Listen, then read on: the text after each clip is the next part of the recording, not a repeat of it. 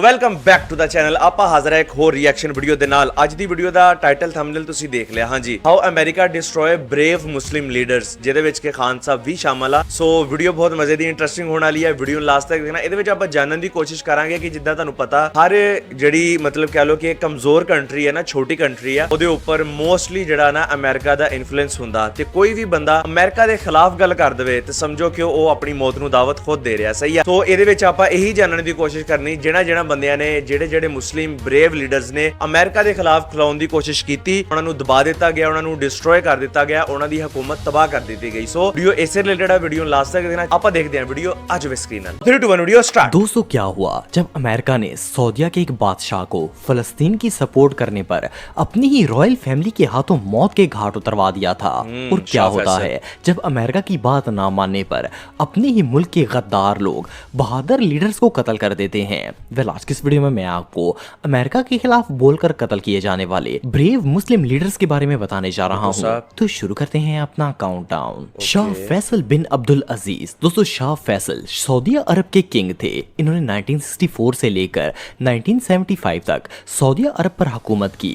शाह फैसल ना सिर्फ एक मजबूत और ताकतवर लीडर साबित हुए, बल्कि इनके पास ऐसी अमेजिंग स्ट्रेटजीज थी कि इन्होंने अमेरिका तक को नाको चने चबवाने पर मजबूर कर दिया था। किंग फैसल फलस्तीन को बहुत ज्यादा सपोर्ट करते थे।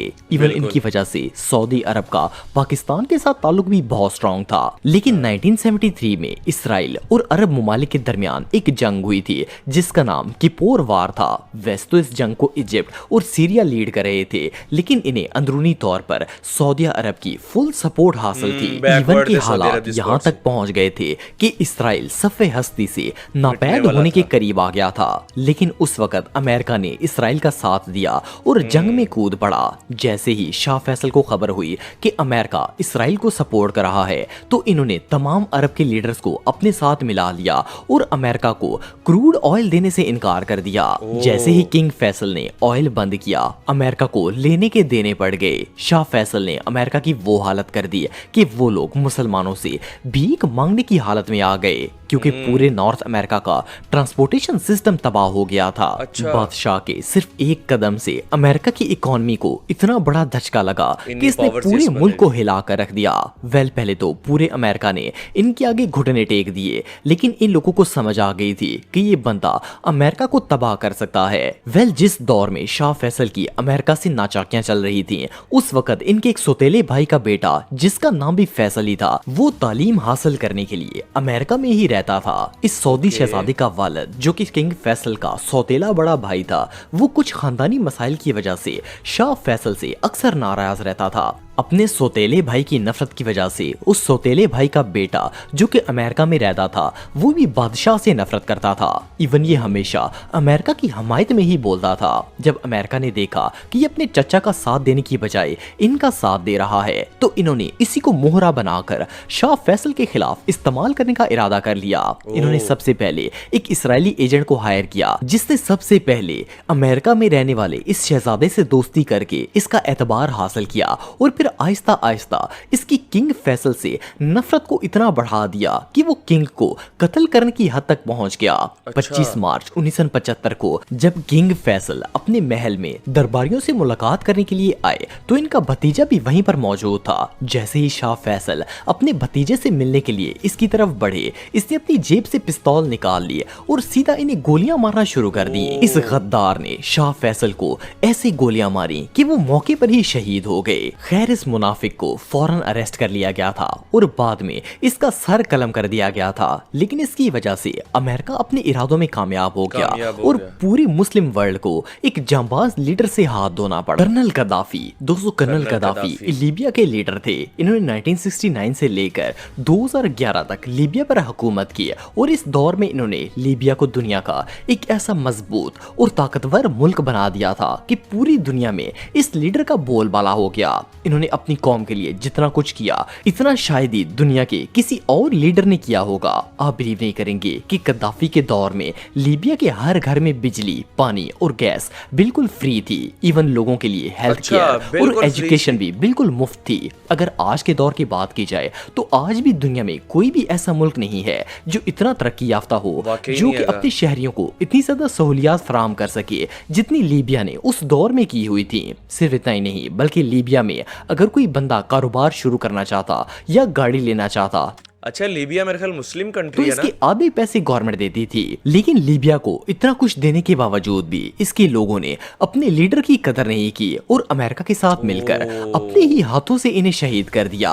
اصل میں لیبیا کے پاس تیل کے بہت بڑے ذخائر تھے اور کرنل قذافی نے تمام بیرون ملک کی آئل کمپنیز کو اپنے ملک میں آ کر تیل نکالنے سے یار مینوں نا خان صاحب دے نال تھوڑا جہا انہاں دا فیس منع کر دیا تھا۔ ان ممالک میں امریکہ بھی شامل تھا اور امریکہ کو یہ بات ہضم نہیں ہو رہی تھی، لیکن امریکہ کے لیے اس سے بھی زیادہ ناقابل برداشت بات یہ تھی کہ لیبیا کے پاس 143 ٹن گولڈ کے ریزرو تھے اور کرنل قذافی اس سے پورے افریقہ کے اندر اپنی ایک نئی کرنسی بنانا چاہتے تھے۔ اگر افریقہ کے اندر ایک نئی کرنسی بن جاتی تو امریکن اکانومی پر بہت برا اثر پڑنا تھا اور لوگوں نے ڈالر میں ٹریڈ چھوڑ دینی تھی۔ یہ ہمیشہ امریکہ کو للکارتے اور امریکہ کے کسی بھی رول کو نہیں مانتے تھے، لیکن 2010 میں لیبیا کے اندر اکانومی تھوڑی سی انسٹیبل ہو گئی، جس کے چلتے شہریوں نے گورنمنٹ کے خلاف مظاہرے کرنا شروع کر دیے۔ امریکہ نے اس ناچاکی کا بھرپور فائدہ اٹھاتے ہوئے لیبیا کے شہریوں کے دل میں بغاوت کے بیج بونا شروع کر دیے۔ انہوں نے اپنے نمائندے لیبیا میں بھیجے اور اس طرح ان ایجنٹس نے لیبیا کے شہریوں کے ساتھ مل کر کرنل قذافی کے خلاف ایک نئی گورنمنٹ بنا لی۔ ان ایجنٹس نے ملک کے اندر یہ جھوٹی خبر پھیلا دی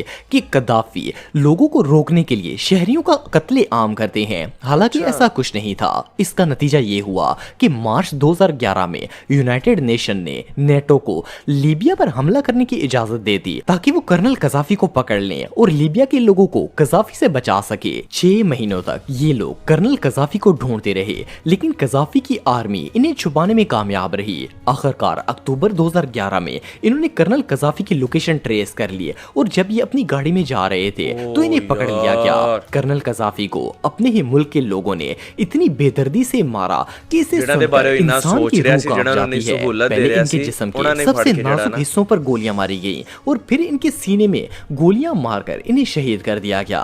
صرف اتنا ہی نہیں بلکہ انہیں شہید کرنے کے بعد ایک ریگستان میں دفن کیا گیا جہاں کسی کو ان کی قبر بھی نہیں مل سکی۔ بہرحال جو بھی ہو، لیبیا آج بھی کرنل قذافی کی موت کا خمیازہ بھگت رہا ہے۔ ذوالفقار علی بھٹو، دوستو آپ میں سے شاید ہی کوئی ایسا بندہ ہوگا جو کہ بھٹو کو نہیں جانتا ہوگا۔ پاکستان میں پیپلز پارٹی کی بنیاد ذوالفقار علی بھٹو نے ہی رکھی تھی۔ 1971 میں انہیں پاکستان کا صدر منتخب کیا گیا، لیکن یہ بمشکل 2 سال ہی ملک کی بھاگ دوڑ سنبھال سکے۔ اس کے بعد 1973 میں پاکستان کے اندر ایک نیا لا پاس ہوا اور اس کے تحت انہیں پرائم منسٹر بنا دیا گیا۔ ذوالفقار علی بھٹو نے 4 سال تک پرائم منسٹر کی حیثیت سے پاکستان کے لیے خدمات سر انجام دی۔ پاکستان کا نام اسلامی جمہوریہ پاکستان بھی بھٹو نے ہی رکھا تھا۔ صرف اتنا ہی نہیں بلکہ پاکستان کو ایٹمی طاقت بنانے کا منصوبہ بھی بھٹو نے ہی پیش کیا تھا اور یہی مین وجہ تھی جس کے چلتے بھٹو کو اپنی جان سے ہاتھ دھونا پڑا۔ اصل میں ذوالفقار علی بھٹو امریکہ کی نظروں میں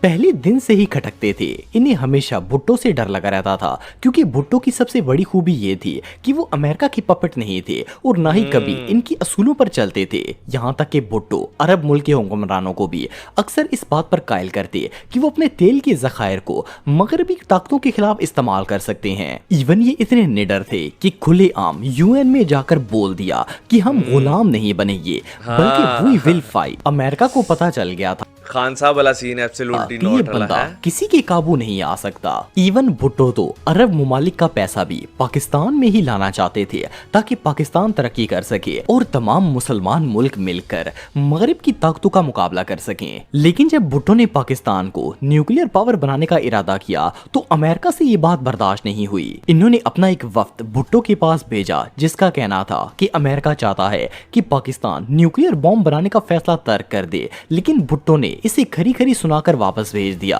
अब अमेरिका भुट्टो से छुटकारा चाहता था। वेल इस दौर में नवाब अहमद खान नाम के एक पॉलिटिकल लीडर थे जिनकी भुट्टो से बिल्कुल नहीं बनती थी। ये दोनों कभी भी एक फैसले पर मुत्तफिक नहीं होते थे। अमेरिका ने इसी का फायदा उठाकर नवाब अहमद खान को कत्ल करवा दिया ताकि सबका शक जुल्फिकार अली भुट्टो पर जाए, और फिर ऐसा ही हुआ। नवाब अहमद खान के बेटे और घर वालों ने भुट्टो के खिलाफ FIR कटवा दी, जिसकी वजह से इन्हें न सिर्फ जेल जाना पड़ा बल्कि मुल्की सदारत से भी हाथ धोना पड़ा।